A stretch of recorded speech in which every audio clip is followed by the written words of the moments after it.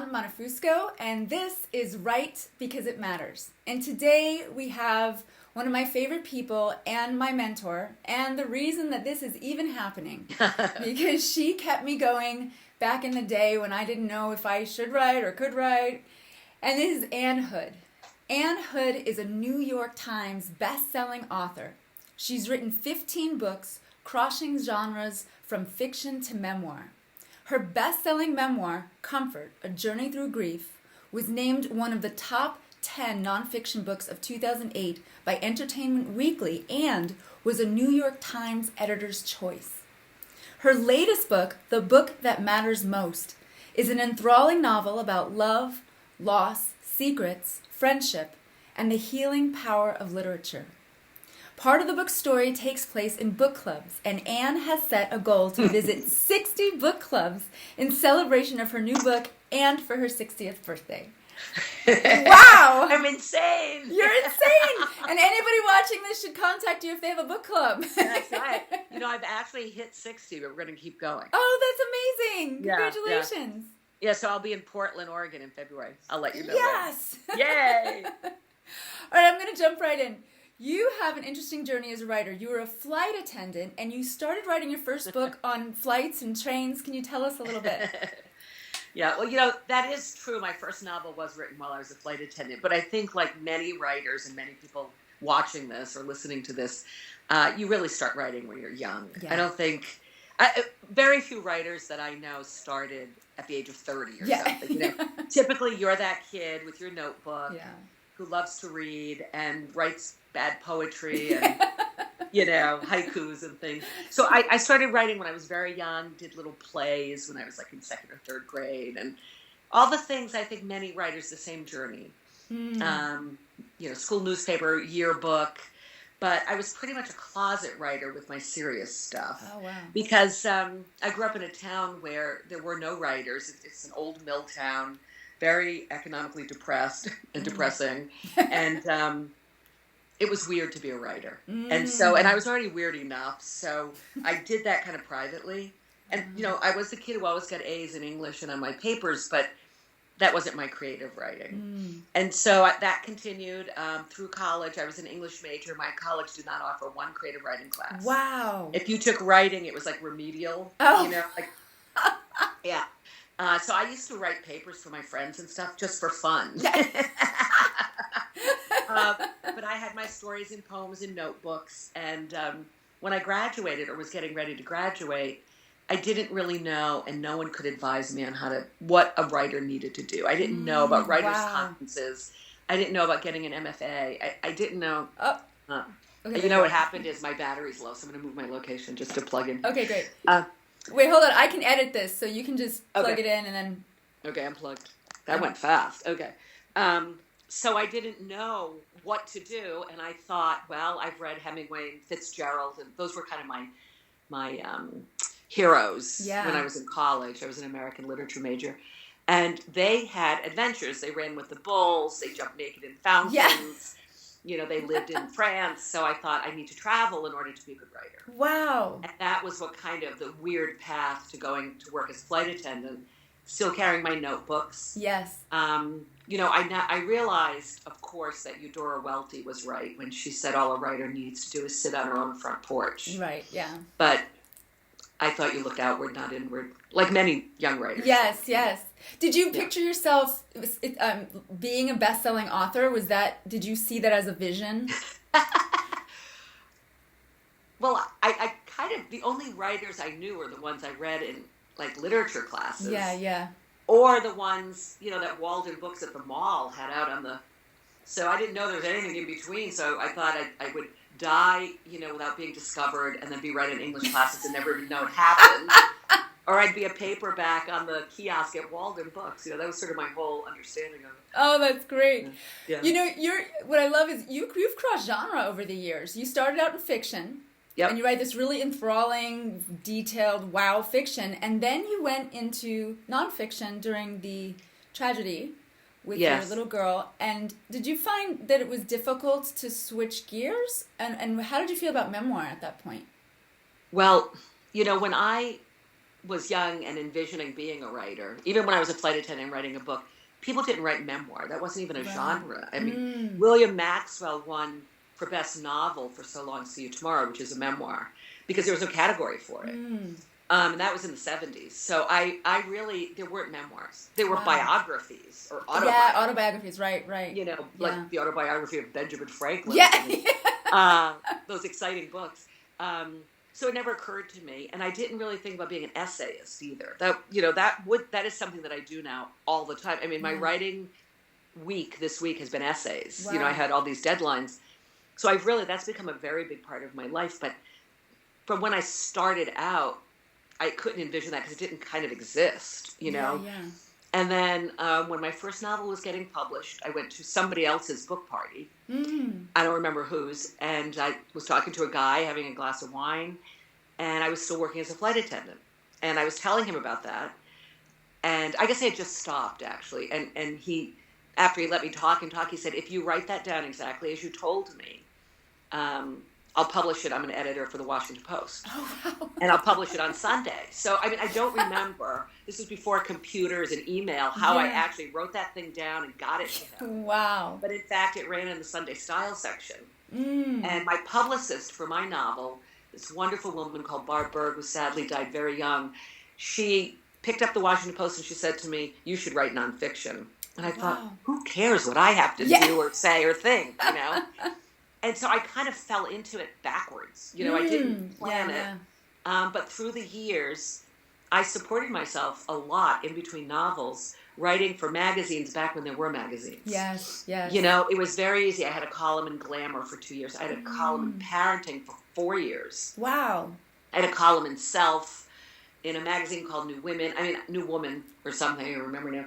And also I wrote a lot for the Washington Post and New York Times. Yeah. So I was actually doing a lot of nonfiction before I kind of dived into it head first with a memoir. Yeah. And did the memoir, you know, I've interviewed a couple of people who had very tragic things happen, and their memoirs were ways for them to work through it, but it also was a difficult process to sit with the memories and write them. How did you feel did you feel it was healing? Did you feel it was... I didn't feel it was healing. One of the great delights and joys of having written comfort is that it healed others. Or it didn't heal, but it helped too. And I can't heal someone. Nothing can. You know, we have to heal ourselves. Isn't that a Mary Oliver poem? Yes. You must mend yourself, right? Yes. And that's true.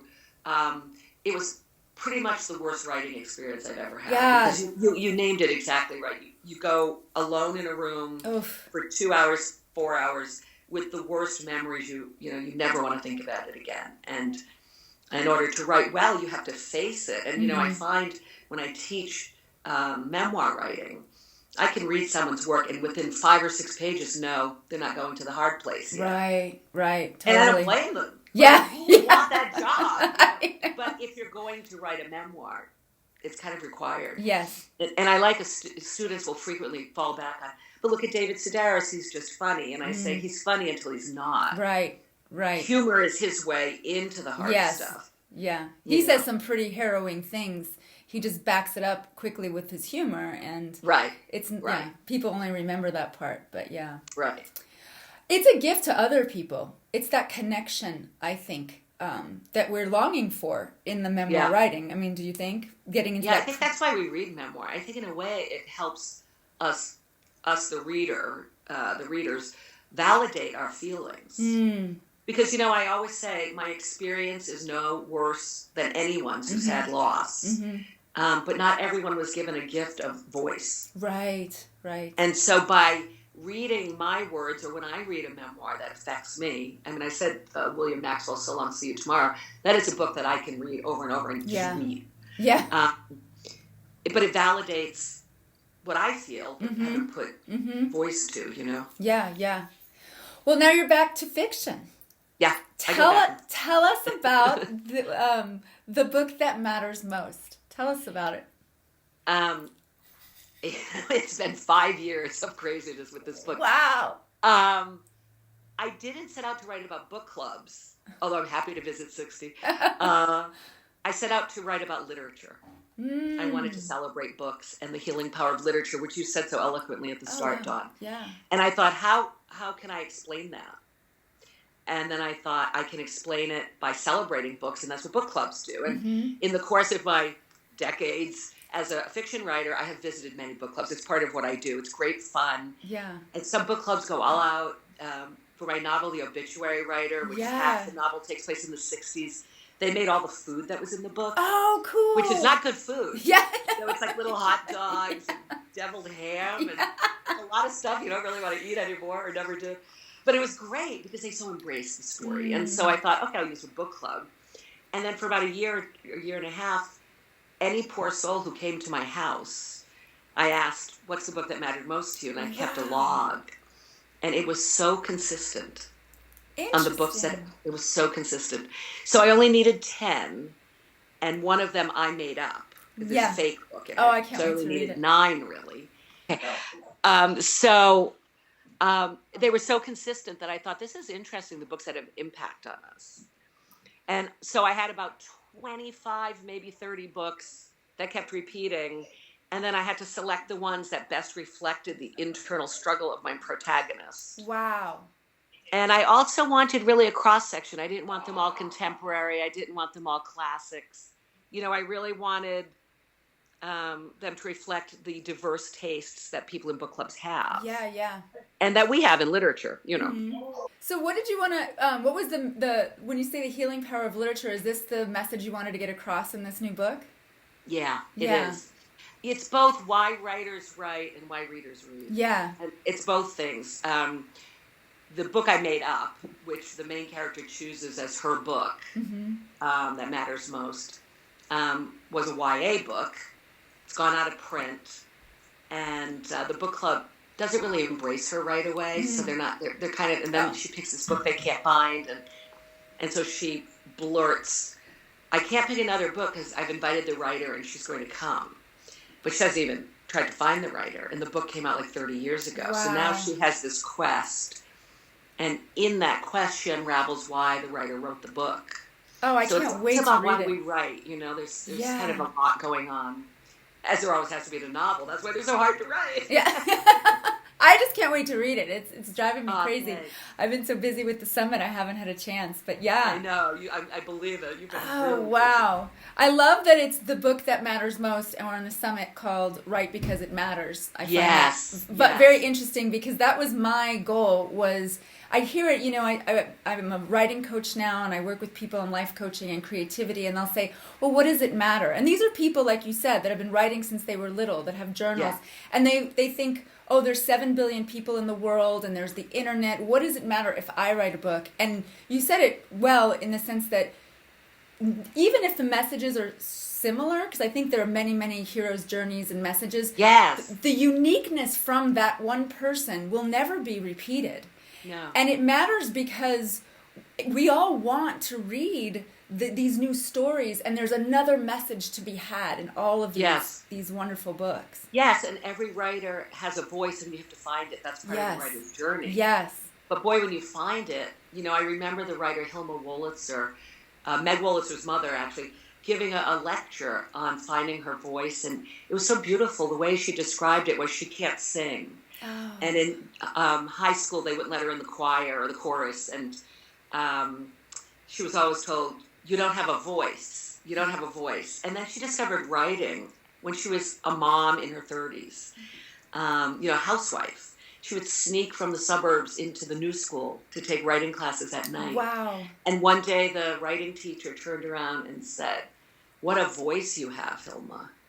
And it was a writing voice, and she had found it, you know, and it was this lovely journey story. That's great. And that's what we have to do as writers, is unlock it. And at any age, I mean, any age. I also have people say, you know, well, I'm in my 40s now and blah, blah, blah, or 50s or 60s. And I have a whole sheet of writers that didn't get published till later in life. But like you said, they're almost always writing. Even in their heads, they're writing. That's right. Yeah. I mean, I just learned, and you probably have her on your sheet, Dawn, Laura Ingalls Wilder's Little House book came out when she was 65. Yes. I was like, what? I know. I always thought a young woman wrote that. It's crazy. Yeah. Do you have a favorite book that you read over and over?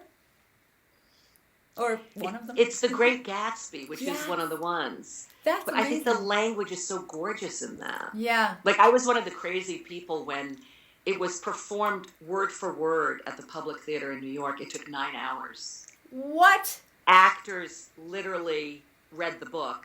Every he said, she said, and I sat there just completely mesmerized to hear that language. Amazing. Yeah. So I would say that's it.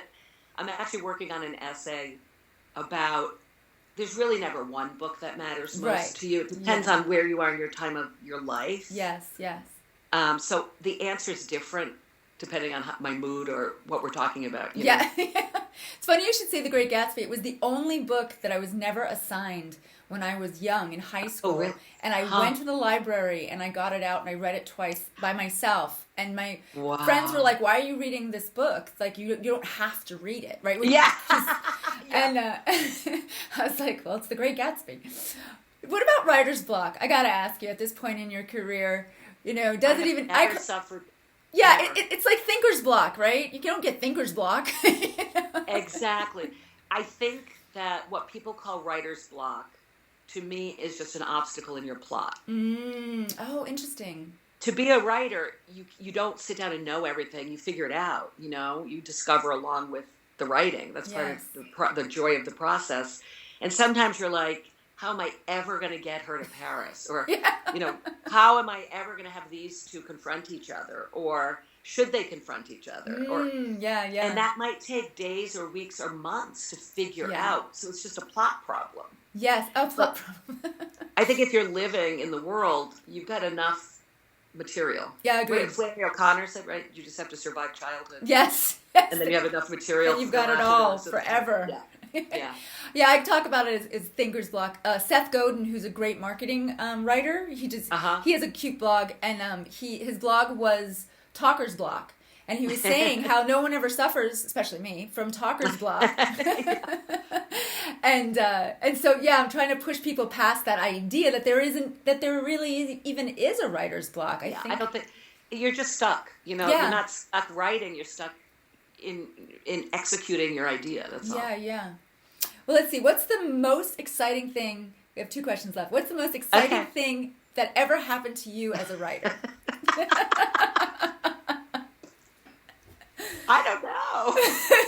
It's all exciting. I really believe, this is not hyperbole, I really believe that when I was a little girl in this crummy town in Rhode Island, dreaming of being a writer, and everybody said, "And people don't do that."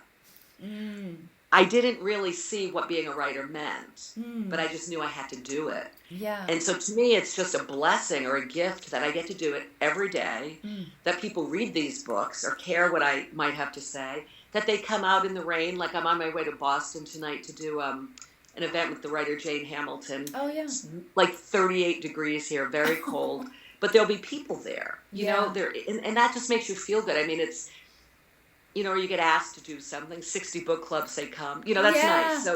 So it's all pretty good. I think I have a pretty good job. Oh, that's awesome. Is there any announcements or that you want to tell people where you'll be next, or how do we find out what your tour is and that kind of thing? Thank you for that, Dawn. So my website is the odd, www.anhood.us, because anhood.com and .org and everything was gone. I'll have it on the page too, so they'll have everything. Yeah, perfect. And my darling son is updating the events as soon as I send them his way. But they're just the schedule, the book tour for the book that matters most is just getting finalized. Okay. So I'm going to wait a little bit, but if you check, probably in the next 2 to 4 weeks, everything will be up there. Oh, great. It'll be pretty much all over the country. Hopefully in your neck of the woods in February, which is Portland, Seattle area. And I'm excited to start talking about this book more. Oh, I'm so excited to read it. This is next on my list. It's so good. Thanks, Dawn. Well, it's so great to see you, and thanks so much for taking the time. I'll see you in Portland. Yes, it sounds great. Okay, go get them tonight in Boston. Thank you very much. Okay. Bye. Bye.